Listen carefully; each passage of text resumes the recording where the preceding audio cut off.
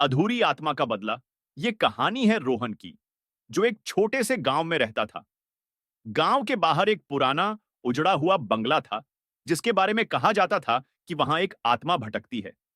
किसी ने उसे देखा नहीं था, लेकिन रात होते ही अजीब सी आवाजें आती थीं। किसी के रोने, दरवाजे खटकने और धीमी हंसी की आवाजें। एक रात हिम्मत दिखाते हुए रोहन और उसके दोस्त उस बंगले में जाने का फैसला करते हैं। सबके हाथों में टॉर्च थी, दिल में डर, लेकिन जिज्ञासा उससे भी ज्यादा। दरवाजा धक्का देने पर खुद ब खुद खुल गया। अंदर घुप अंधेरा था। दीवारों पर नाखूनों के गहरे निशान थे और हर जगह जाले लटके हुए थे।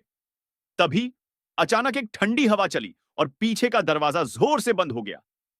सब डर गए, लेकिन रोहन आगे बढ़ता रहा। तभी दीवार पर टंगी एक पुरानी तस्वीर पर उसकी नजर पड़ी। वो तस्वीर अजीब थी, जैसे किसी की आंखें उसे घूर रही हों।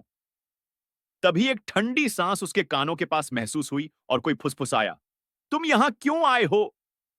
रोहन घबराकर पीछे मुड़ा, लेकिन वहां कोई नहीं था। तभी उसकी टॉर्च बुझ गई और पूरा कमरा अंधेरे में डूब गया। और फिर अचानक एक तेज चीख। उसके दोस्त डर के मारे भाग गए, लेकिन रोहन को लगा कि उसके पैर किसी चीज ने जकड़ लिए हैं। जब उसने नीचे देखा, तो वहां जमीन से निकलते हुए सफेद हाथ थे। वो चीखते हुए गिर पड़ा। तभी अचानक रोशनी हुई और सामने एक औरत खड़ी थी। उसकी आंखों में गुस्सा, चेहरे पर गहरे जख्म। उसने कांपती आवाज में कहा, तुम इंसान बहुत जालिम होते हो।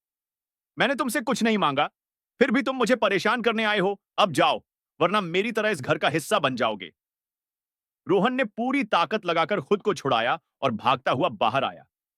जब उसने पीछे मुड़कर देखा, तो बंगले की खिड़की पर वही औरत खड़ी थी, धीरे धीरे गायब होती हुई।